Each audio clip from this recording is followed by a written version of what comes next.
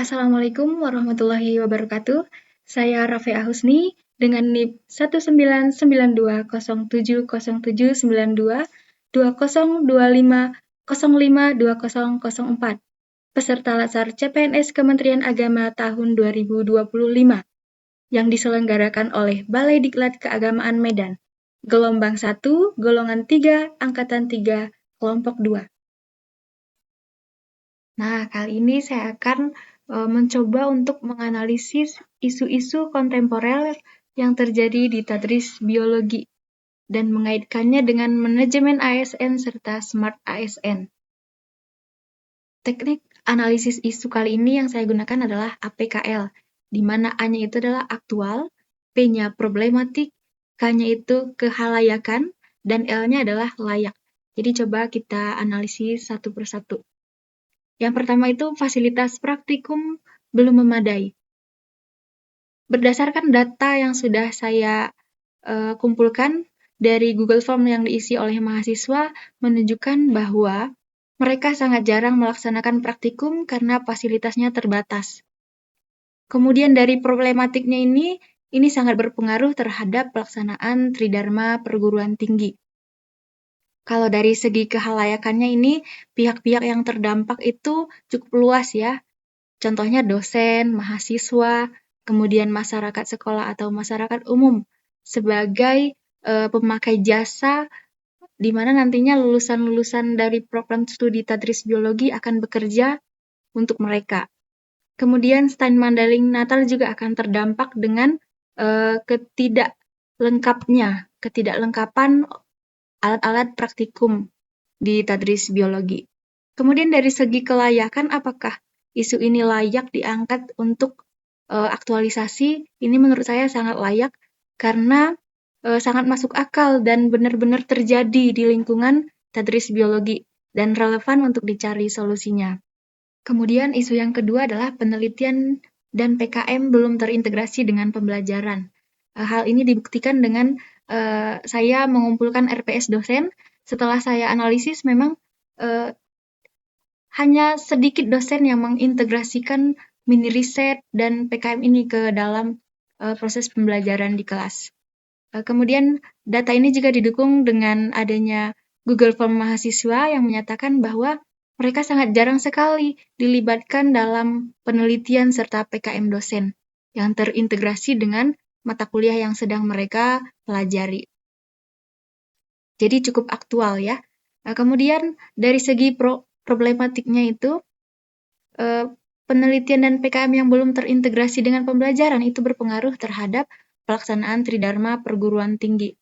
Jadi selama ini kita melihat Tridharma perguruan tinggi itu secara terpisah, padahal itu merupakan satu kesatuan yang sebenarnya bisa dijalankan beriringan ya. Nah, kemudian dari segi kehalayakannya, pihak-pihak yang terdampak juga cukup luas. Yang pertama itu dosen, kemudian mahasiswa juga, serta masyarakat sekolah dan masyarakat umum. Begitu juga dengan Stein Mandailing Natal. Apakah layak untuk diangkat sebagai isu? Ini sangat layak juga, sama dengan isu fasilitas praktikum yang belum memadai, karena ini berdampak langsung terhadap pelaksanaan Tridharma perguruan tinggi. Yang dimana pelaksanaan Tridharma perguruan tinggi yang mumpuni atau optimal itu akan berdampak langsung dengan kualitas luaran dari mahasiswa kita. Nah, isu selanjutnya adalah literasi digital mahasiswa masih rendah. Hal ini dibuktikan dengan Google Form juga, di mana mahasiswa itu sering menggunakan AI untuk mendukung proses pembelajarannya. Contohnya ChatGPT, Gamma, dan lain sebagainya. Namun ada hal yang perlu kita perhatikan bahwa dengan adanya AI ini menyebabkan mereka berkurang kemampuannya untuk menganalisis beberapa masalah. Karena mereka terbiasa disuguhi dengan kemudahan-kemudahan yang diberikan oleh AI tadi. Problematikah ini? Tentu. Tidak hanya di lingkungan kampus. Literasi digital ini juga diperlukan di luar kampus. Banyak sekarang yang kita lihat berita hoax menyebar di mana-mana, kebebasan mengupload berita yang belum tentu kebenarannya itu.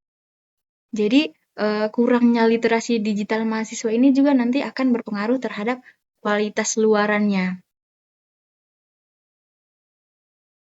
Nah, kemudian dari segi kehalayakannya itu, pihak-pihak yang terdampak dengan isu ini adalah mahasiswa itu sendiri, kemudian masyarakat sekolah atau masyarakat umum, serta Steinman-Deiling Natal. Nah, Steinman-Deiling Natal kok bisa terdampak ya? Jadi misalnya ketika literasi digital mahasiswanya rendah, ada masalah nih misalnya di Steinman-Deiling Natal. Mahasiswa yang punya literasi rendah ini akan memberikan atau menyebarluaskan informasi-informasi yang belum tentu kebenarannya, sehingga berita tersebut berdampak negatif terhadap Steinman-Deiling Natal. Jadi seperti pencemaran nama baik gitu ya. Kemudian dari segi kelayakannya ini masuk akal dan relevan untuk dicari solusinya. Bisa kita ambil dari hasil Google Form mahasiswa bahwasanya mereka merasa minat dan bakat mereka itu belum tersalurkan di tadris biologi. Dan dampaknya ini bisa pada perkembangan minat dan bakatnya sendiri.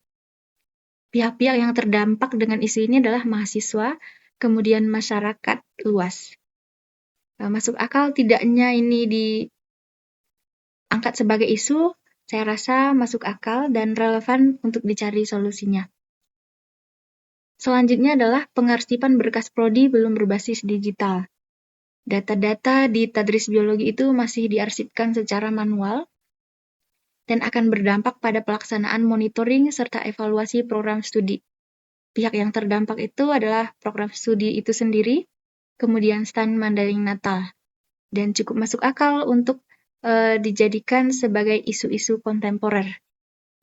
Karena dengan pengarsipan yang secara manual itu akan menyulitkan unit penjamin mutu dari Steinman-Deiling Natal itu dalam mengevaluasi dan melakukan perbaikan-perbaikan di sektor-sektor tertentu. Nah, itu dia isu-isu yang lumayan hangat diperbincangkan di program studi tadris biologi. Jadi tugas saya sekarang adalah untuk mencari solusi dari isu-isu tersebut.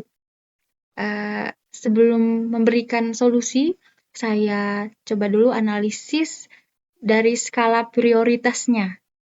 Kenapa harus ada skala prioritas? Karena tidak mungkin saya menyelesaikan 5 isu ini dalam 1 bulan. Jadi, mau tidak mau, saya harus pilih salah satu. Untuk memilihnya, saya gunakan teknik APKL tadi. Bisa kita lihat di slide. Isu yang pertama itu dari segi aktualnya itu saya kasih poin 5, P-nya 5 juga, K5, L-nya 5. Kemudian penelitian dan PKM yang belum terintegrasi dengan pembelajaran, aktualnya itu 4, P-nya 5, K5, dan L5, sampai seterusnya. Hingga saya peroleh itu jumlah skor tertinggi adalah di fasilitas praktikum yang belum memadai. Jadi secara otomatis dengan poin yang lebih tinggi itu bisa kita jadikan sebagai prioritas pertama. Nah, selain menggunakan teknik APKL, saya juga coba untuk menggunakan teknik USG untuk melihat urgent-nya, seriusnya, dan pertumbuhannya. Apakah besar ketika dibiarkan begitu saja. Nah, coba kita lihat di slide juga. Dari jumlah total nilai ini, saya punya 2 hasil yang sama, yaitu fasilitas praktikum belum memadai dan literasi digital mahasiswa masih rendah. Nah, jadi kok ada peringkat satunya 2 ya gitu ya. Saya akan tetap menggunakan isu fasilitas praktikum belum memadai. Kenapa seperti itu? Karena literasi digital ini bisa kita bangun dengan pengadaan praktikum virtual lab misalnya, kemudian dibangun juga melalui pembangunan rak hidroponik sederhana. Jadi ketika menyelesaikan isu yang pertama ini, insya Allah isu yang ketiga juga bisa terselesaikan. Sebelum kita membahas isu prioritas secara mendalam, coba kita kaitkan dulu isu-isu ini dengan manajemen ASN, smart ASN, wawasan kebangsaan, nilai-nilai bela negara, dan nilai-nilai dasar ASN. Karena ASN harus mampu hadir sebagai solusi. Masalah fasilitas praktikum belum memadai, penelitian dan PKM belum terintegrasi dengan pembelajaran, serta literasi digital mahasiswa masih rendah, itu sebenarnya bisa diselesaikan ketika kompetensi dari ASN itu mumpuni. Sesuai dengan manajemen ASN yang sudah diatur di Undang-Undang Nomor 20 Tahun 2023, ASN itu wajib melakukan pengembangan kompetensi secara terus-menerus melalui pembelajaran terintegrasi. Kemudian untuk menyelesaikan solusi juga ASN harus mampu terhubung dengan ASN lain walaupun berada di lintas instansi pemerintah maupun dengan pihak-pihak yang terkait. Kemudian ASN juga dituntut untuk smart dalam berliterasi digital ya. Contohnya masalah fasilitas praktikum yang belum memadai ini, ketika si ASN-nya ini smart dalam berdigital, mereka akan menggunakan lab secara virtual. Sekarang ini sudah banyak tersedia di internet itu situs-situs yang menyediakan virtual lab. Jadi tinggal kita yang memilih tema mana yang sesuai dengan pembelajaran kita. Selain itu, terkait masalah literasi digital mahasiswa yang masih rendah, seorang dosen yang merupakan ASN juga harus mampu untuk melatih literasi tersebut. Fenomena sekarang ini banyak mahasiswa yang menggunakan ChatGPT dalam mengerjakan tugasnya. Sementara ketika ditanya secara langsung, mereka akan kesulitan dalam menjawabnya.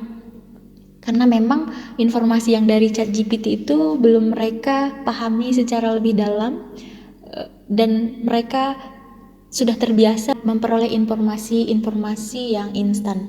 Jadi daya juangnya untuk memahami sesuatu itu berkurang ya. Jadi dosen harus hadir untuk melatih itu. Walaupun sudah berkembang ilmu pengetahuan, kita sebagai dosen harus melakukan filter terhadap isu-isu perkembangan teknologi tersebut supaya tidak berdampak buruk ke keterampilan komunikasi anak-anak ataupun keterampilan dalam memahami konsep biologi itu sendiri. Seperti yang kita ketahui bersama bahwa cita-cita bangsa Indonesia yang termaktub dalam pembukaan Undang-Undang 1945 salah satunya adalah mencerdaskan kehidupan bangsa. Jadi dosen sebenarnya sudah hadir untuk berkontribusi dalam mewujudkan cita-cita bangsa Indonesia tersebut. Namun wawasan kebangsaan ini tidak akan ada artinya ketika nilai-nilai bela negara di dalam diri dosen ini belum terinternalisasi.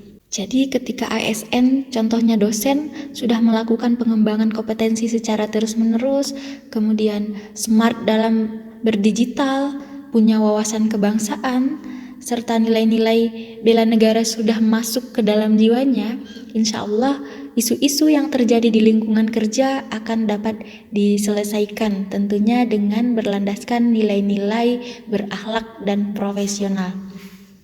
Dan pada akhirnya ASN hadir sebagai solusi, yaitu mencari alternatif untuk menyelesaikan masalah agar tetap mampu memberikan pelayanan prima, contohnya kepada mahasiswa maupun masyarakat sekolah atau masyarakat umum.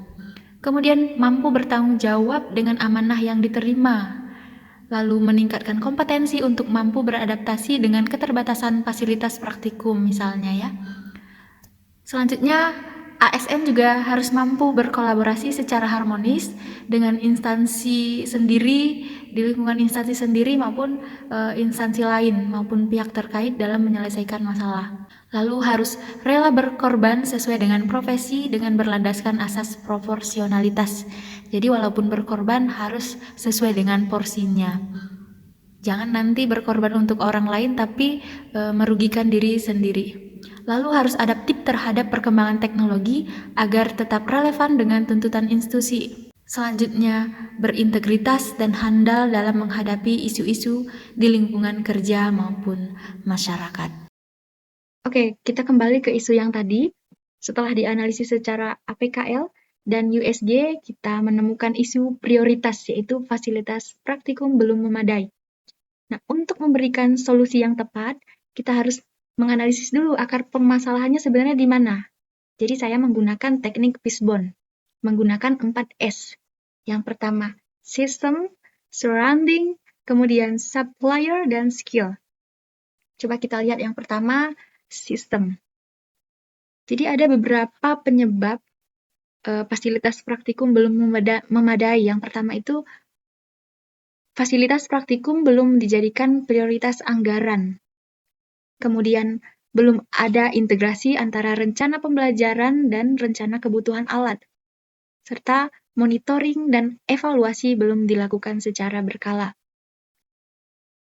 Kemudian yang surrounding-nya itu ada minimnya dukungan terhadap prioritas penguatan laboratorium.